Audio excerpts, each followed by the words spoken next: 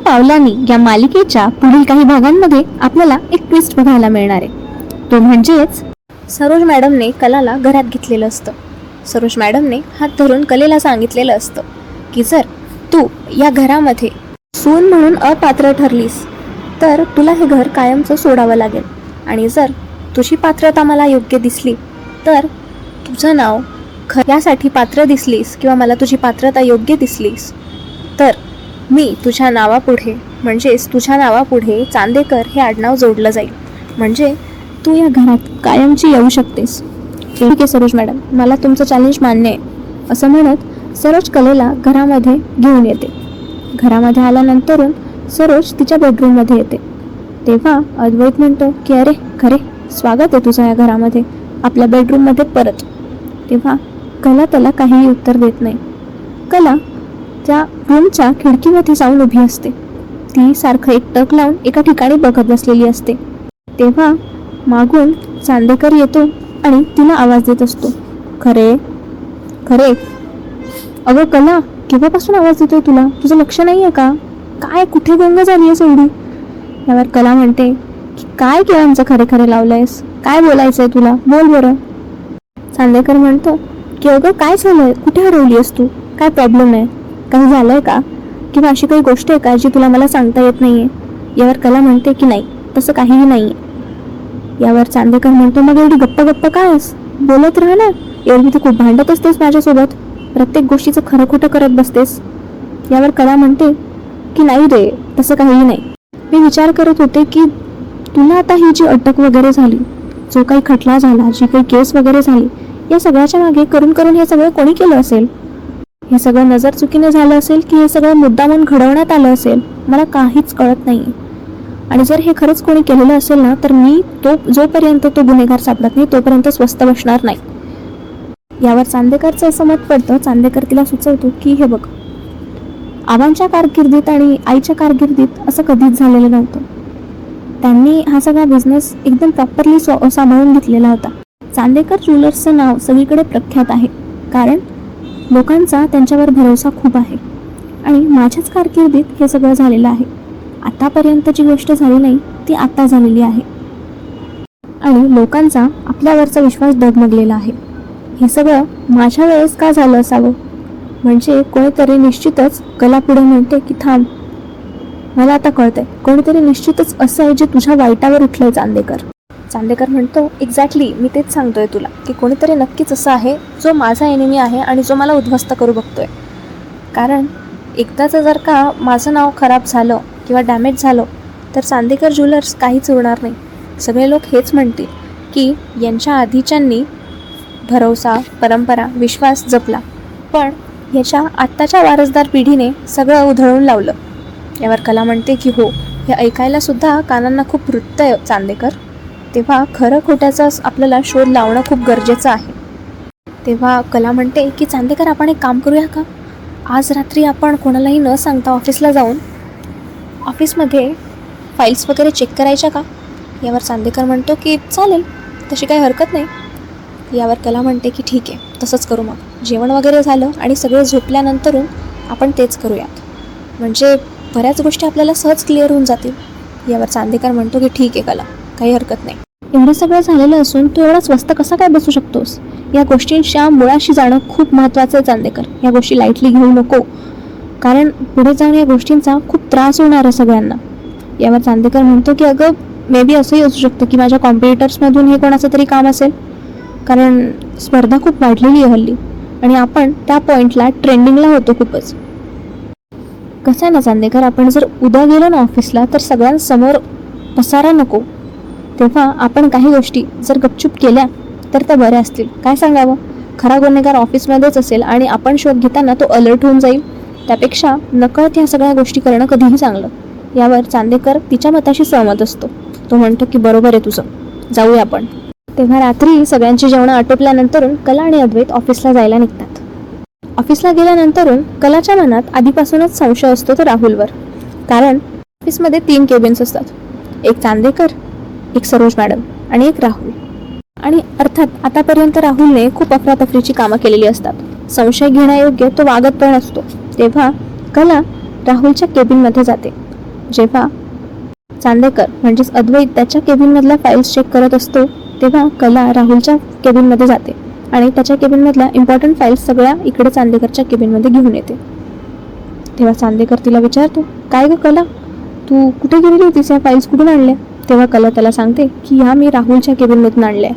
तेव्हा चांदेकर म्हणतो की हे असं बरं नाही वाटत, त्याच्या केबिनमधून आणणं, त्याच्या पर्सनल प्रॉपर्टीमध्ये जाणं.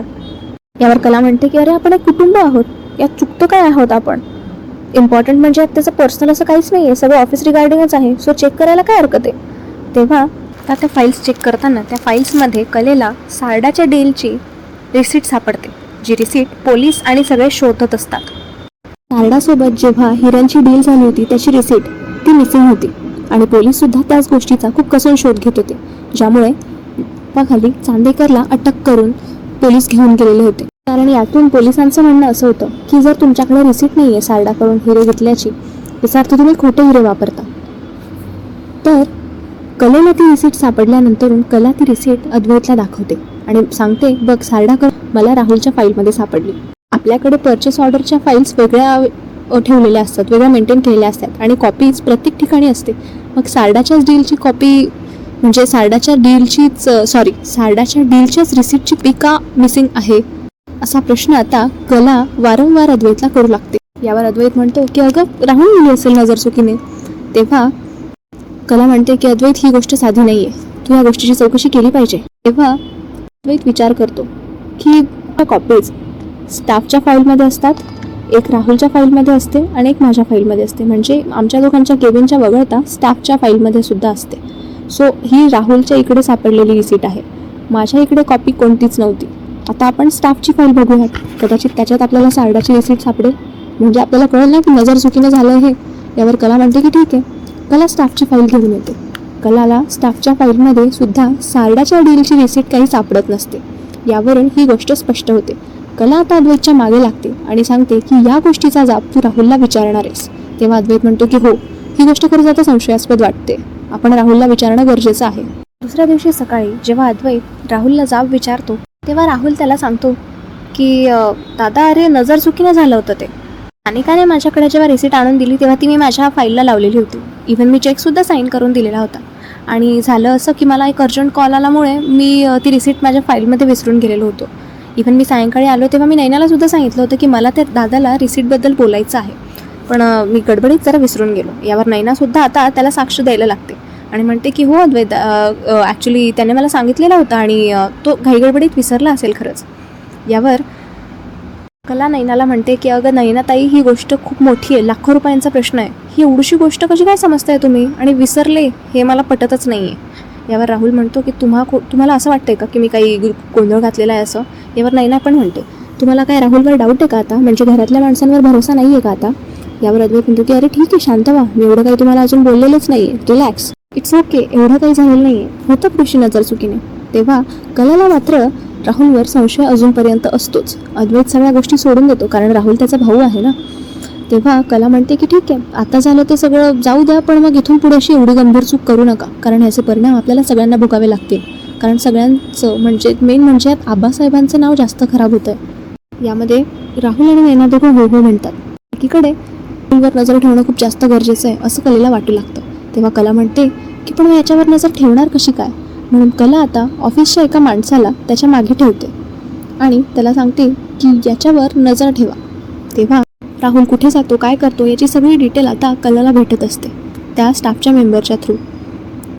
एका दिवशी राहुल श्रीनाथ ज्वेलर्स म्हणजे जे चांदेकर ज्वेलर्सला कॉम्पिटिटर आहेत त्याच्या माणसाला म्हणजेच गौरवला भेटताना दिसतो.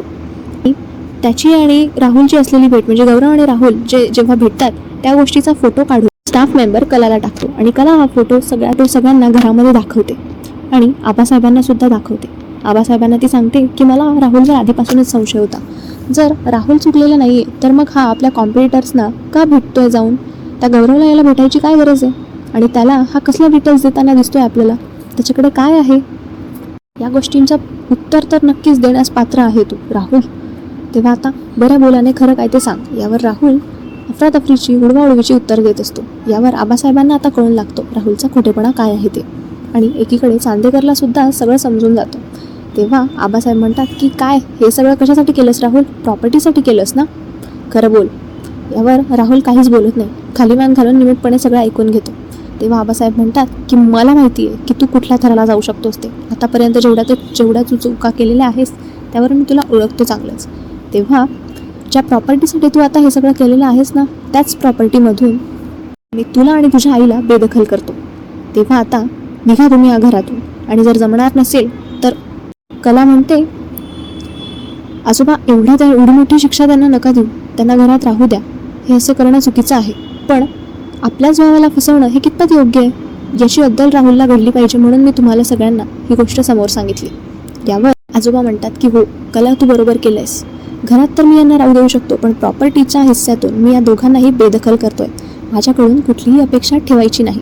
हे सगळं ऐकून रोहिणीची मात्र चिडचिड होते आणि रोहिणी या सगळ्या गोष्टींचा कलेकडून सूड घ्यायचा असं ठरवते. एकीकडे सरोज कलावर खूप खुश होते, कारण कलेने खूप मोठा शोध लावलेला असतो आणि घरात असलेल्या राहुललाच दोषी आहे असं प्रूफ केलेलं असतं. तेव्हा सरोज कलेचा सून म्हणून मनापासून स्वीकार करते.